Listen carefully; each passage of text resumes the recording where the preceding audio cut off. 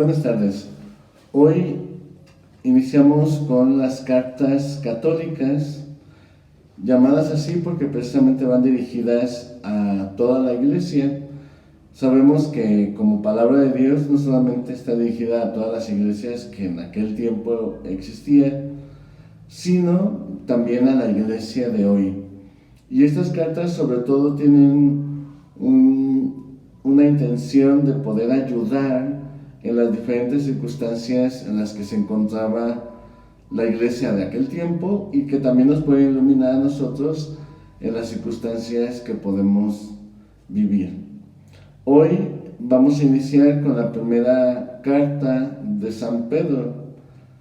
Es una de las cartas bíblicas dirigidas a los israelitas dispersos en el mundo.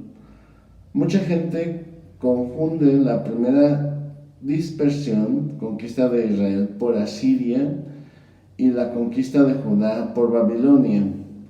Con la dispersión que ocurrió después de la destrucción del templo en el año 70 después de Cristo, es donde se da la inscripción o incluso la autoría de esta carta. ¿Qué es lo que busca el autor? Aboga por la determinación y la perseverancia en medio de la persecución, los deberes prácticos de la vida santa, y cita como ejemplo a Cristo y otros motivos de paciencia, santidad, y concluye sobre todo con la intención de exhortar a los sacerdotes a guiar y acompañar al pueblo que se les ha confiado. Ha sido definida como el más denso resumen neotestamentario de la fe cristiana, de la conducta de fe que debe de llevar a cabo en medio del mundo. En cuanto al esquema y el contenido doctrinal de esta carta, la carta se abre con un breve saludo introductorio, como todas las demás cartas que hemos estado viendo, a lo que le sigue un conjunto de exhortaciones para la vida de los cristianos que son justificadas por medio de elementos doctrinales. La primera invitación que encontramos en esta carta es vivir en la santidad, ya que los cristianos han sido redimidos por la sangre de Cristo y se llama la vivencia de la caridad evangélica, unidos con Cristo. Se exhorta a cumplir las obligaciones cívicas, comunitarias y familiares. Muestra el mundo de cómo vivir los cristianos en medio de él, de cómo afrontar la persecución gracias a los méritos obtenidos por Jesucristo.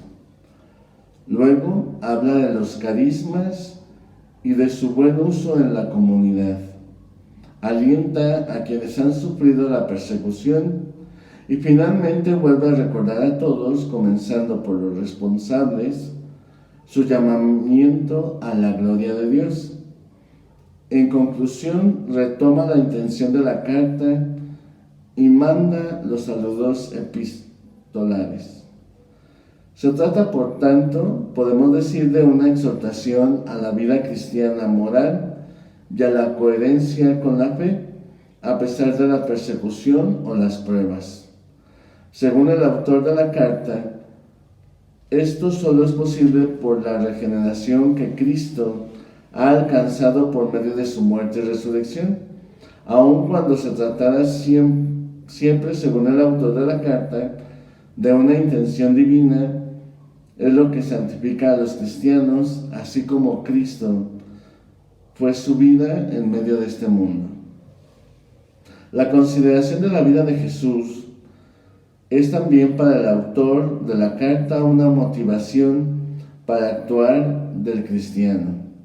El resultado de la resurrección implica que se puede afrontar todas las pruebas con esperanza en la salvación divina. ¿Cuáles son los elementos centrales, en cuestión de temática? La llamada a la santidad, la vida cristiana, moral y cívica, teniendo como ejemplo a Cristo, y finalmente la exhortación a la perseverancia en la fe, aún en medio de la persecución. Sabemos que estas primeras persecuciones, después de la destrucción del templo en el año 70 después de Cristo, fueron muy agresivas y muy sangrientas por parte de los emperadores y sobre todo la cuestión del gobierno de ese tiempo. Elementos literarios. La carta fue escrita originalmente en un griego semejante en perfección al de la carta de Santiago. Tiene 62 versículos del Nuevo Testamento que sobre todo son palabras que resumen la doctrina cristiana, lo cual implica la amplitud de vocabulario y el uso por parte del autor. Emplea también elementos retóricos propios de la lengua griega y del tiempo en que se vive, como son la antítesis, sinónimos acumulados y el ritmo en la rima de algunas palabras. También algunas cuestiones gramaticales como el uso del artículo y de las conjunciones. Por lo tanto, el tono impersonal de buena parte de la carta, excluido solo el saludo inicial y la despedida, algunos autores han dudado de que se trate de una epístola y se inclina a pensar que sería más bien una homilía transcrita, como lo hemos dicho de la carta de Santiago y también de la carta a los Hebreos. Algunos autores sostienen que se trata de una homilía bautismal, precisamente hablando de los compromisos que los cristianos tienen en cuestión de la fe y también en medio del mundo. Sin embargo, esas teorías no han tenido mucha repercusión en el ámbito bíblico. Las citas del Antiguo Testamento presentes en la carta, a diferencia de las demás epístolas católicas, provienen más de los libros históricos, como el Pentateuco, y profetas y de los sapienciales. Combinan textos bíblicos en sus citas, aunque sin indicar la procedencia. Por ejemplo, en 1 de Pedro 2, versículo 3. Presenta temas comunes a otros escritos del Nuevo Testamento, como por ejemplo la vida nueva por la palabra del Evangelio, el gozo en la adversidad, la adoración en espíritu. En cuanto al autor, además de quienes sostienen que fue el mismo San Pedro, es decir, Simón, el discípulo llamado por Cristo, al cual eligió como cabeza de los demás apóstoles, a partir del testimonio de la misma carta y de los escritos de los santos padres como Papías, Irineo, Clemente de Alejandría, Orígenes, Eusebio de Cesarea y también algunos otros, afirman la autoría de Silvano, personaje mencionado en la carta, 1 de Pedro 5:12, y así explica la elegancia del griego usado por el autor. Finalmente, otro grupo exégetas piensa que el autor se mantendría desconocido, aunque sería habitante de Roma o de Asia Menor. Sostiene su posición en que la carta mantiene demasiada relación con los escritos del ámbito paulino, tesis de las cartas a los romanos o a los efesios. El griego usado es demasiado correcto para un pescador de Galilea, y la situación de persecución, que si fuera la de Pedro, sería más explícito en dar información, por lo cual ha habido siempre controversia en quién es el autor de esta carta, por los diferentes elementos que hemos dicho: el lenguaje, las situaciones históricas que se estaban viviendo y el modo de presentar los diferentes temas doctrinales que la misma carta manifiesta. En cuanto al lugar, datación y canonicidad de la carta, según el testimonio del autor de la carta, esa fue escrita desde Babilonia, es decir, desde una de las ciudades paganas de la antigüedad, casi en toda seguridad, con Roma. Si el autor fuera San Pedro, no se puede datar con posteridad al año 67, y el uso por parte de los padres de la Iglesia también confirma su fecha en el siglo II. Así se suele dar fechas entre el 65 y el 95 después de Cristo, quienes sostienen la autoría de Silvano. Los partidarios de un autor anónimo la colocan entre el año 95 y el 111 después de Cristo. Sobre la canonicidad de la carta se manifiesta Irineo de León y también Clemente de Alejandría. No se encuentra en el canon Muratori. En el siglo III ya es considerada parte del canon por Eusebio de Cesarea, con excepción de las iglesias siriacas que solo lo incorporan desde el siglo V. Podemos sacar en conclusión que esta carta es sobre todo exhortar a la esperanza cristiana por la experiencia de persecución que se estaba viviendo en ese momento, en cuanto a la experiencia de Cristo mismo, Él que venció toda dificultad y que incluso venció la muerte, puede ser modelo de vida para todos los cristianos en el momento de la persecución que vivían las iglesias en ese tiempo. Así pues, en cuanto a los temas principales, podemos sacar 3 áreas que se destacan en esta carta. La área espiritual, que sobre todo se centra en el tema de la santidad. Todos estamos llamados a ser santos porque Cristo es santo y Él es nuestro modelo de vida en medio del mundo. Muchos hablan también que, basándose en Hechos de los Apóstoles, esta llamada a la santidad ya se daba desde que se les llamó cristianos, es decir, imitadores de Cristo. Y si son imitadores de Cristo, están llamados a ser santo como Él es santo y como Dios es santo, haciendo referencia al libro del Levítico del Antiguo Testamento. Otro elemento espiritual que toma la carta es sobre todo la vivencia de la caridad evangélica, es decir, la ayuda a los pobres y a los más necesitados. Sabemos que una de las características que Jesús dejó como ejemplo es la caridad. Y es un distintivo de sus discípulos. Así lo afirma en el capítulo 15 del Evangelio de San Juan. En esto reconocerán que son mis discípulos en la forma de amarse unos a otros como yo les he amado. Sabemos que Jesús, en cuestión humana, es ejemplo para todo hombre, como lo afirma San Juan en su Evangelio. Cristo es la palabra que ilumina la vida de todo hombre que viene a este mundo. Y basándose en esta premisa, es como esta carta pone a Jesús como modelo de todo cristiano, sobre todo en la vivencia de la persecución. Como decíamos al inicio, no sabemos si se trata de la persecución que se vivió en la destrucción de Jerusalén por parte de Asiria, o también la persecución que se dio por parte de Babilonia.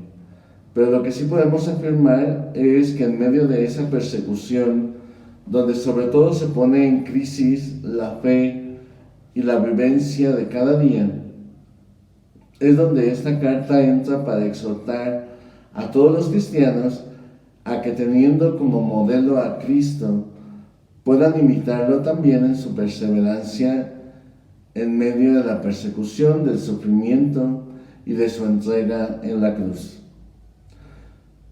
Elementos pastorales de esta carta en cuestión de temática. Uno de los puntos principales es el testimonio en cuanto a las obligaciones cívicas, comunitarias y familiares. Estos 3 elementos nos hablan precisamente del testimonio que estamos llamados a dar en cada uno de los ambientes donde nos encontramos, como también la misma carta lo llegará a afirmar. Estén siempre dispuestos a dar razón de su esperanza, que es Cristo. Es por eso que esta invitación o exhortación que hace el autor es a poder dar testimonio en medio de las distintas realidades cívicas en cuanto a su relación y obligaciones con los gobiernos, con la sociedad, comunitarias en cuanto a la formación y ser parte de la iglesia que se iba configurando en ese momento. Sabemos que uno de los grandes aportes de las cartas de Pablo es cómo se fue estructurando la iglesia y cómo se fueron distribuyendo los distintos carismas, sobre todo como escuchábamos en 1 Corintios, en Efesios y en Colosenses. Es por eso que esta primera carta de Pedro también habla sobre este tema comunitario, que son los distintos carismas en medio de la comunidad, y nos exhorta a que descubramos cuál es el carisma que poseemos y poderlo poner al servicio de los hermanos, cuya temática desarrollará más Pablo en sus cartas, sobre todo en 1 Corintios, en el capítulo 12. Todos estos carismas que expresa Pablo ya los vemos como parte de la estructura que se encontraba en ese momento en la iglesia, es decir, los obispos, los sacerdotes, los diáconos, los predicadores, los pastores, los maestros o catequistas, que serían actualmente aquellos encargados de instruir en la fe a los que se iban convirtiendo al cristianismo. También están aquellos que tenían el carisma de realizar milagros, de aquellos que tenían el don de lenguas y también el don de poderlas interpretar. Todos estos carismas, nos dirá la carta, han sido dados para el bien común, es decir, para el servicio de la comunidad.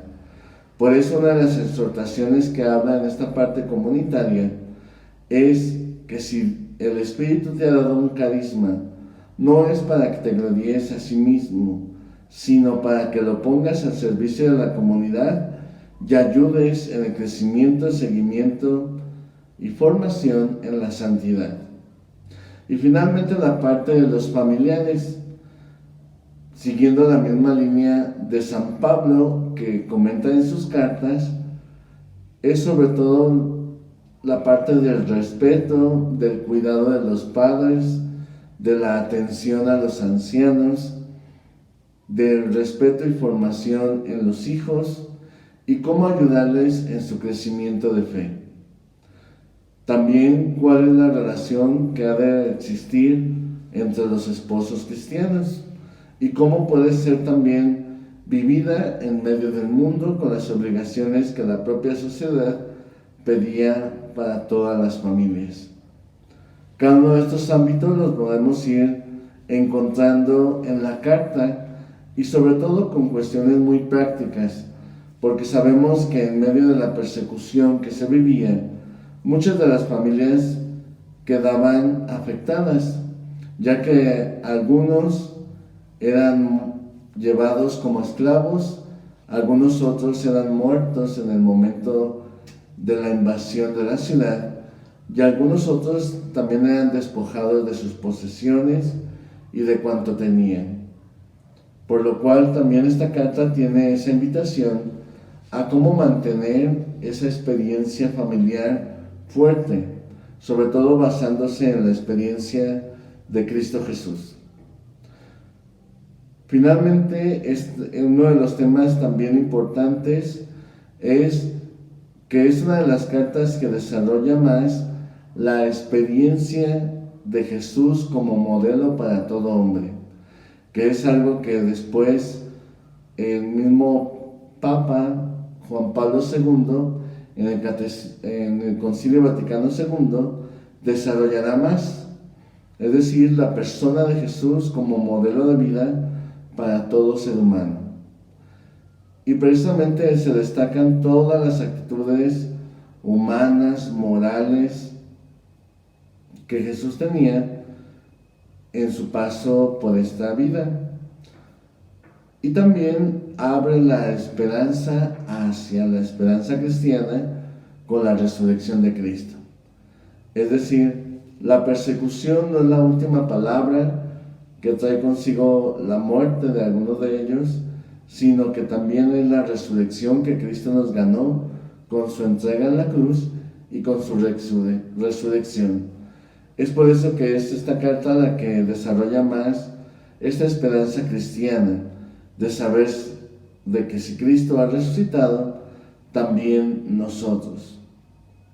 Es por eso que estas referencias al Antiguo Testamento nos hace ver que son dirigidas sobre todo a los judíos convertidos al cristianismo y que habían caído en esa crisis de identidad en cuestión de fe, ya que con todas estas persecuciones se ponía en duda, como lo hemos visto también en algunos textos de los libros históricos del Antiguo Testamento, de la presencia de Dios en medio del pueblo. Porque al destruir el templo, que para ellos era imagen de la presencia de Dios en medio de ellos, para ellos era entrar en una crisis profunda de fe. Es decir, si el templo era destruido, la presencia de Dios también no se encontraría. Es por eso que esta carta busca descubrir en dónde está la presencia de Dios, que retomará estos elementos de la teología de San Pablo, de que nuestro cuerpo es el actual templo donde Dios habita. Y precisamente es uno de los elementos por el cual se comenta que esta sea una homilía bautismal, ya que habla de que vivamos como verdaderos hijos de Dios, que recordemos que somos templos vivos de Dios y que además formamos parte de la iglesia, que son cada uno de los dones que recibimos a través del bautismo. Por lo cual se creyó en mucho tiempo que esta carta era una homilía bautismal, recalcando estos compromisos, estos dones y los compromisos que adquiría toda persona que al dejarse bautizar formaba parte también de este proyecto de salvación ofrecido por Dios a través de Cristo, para que nosotros lo podamos vivir y realizar.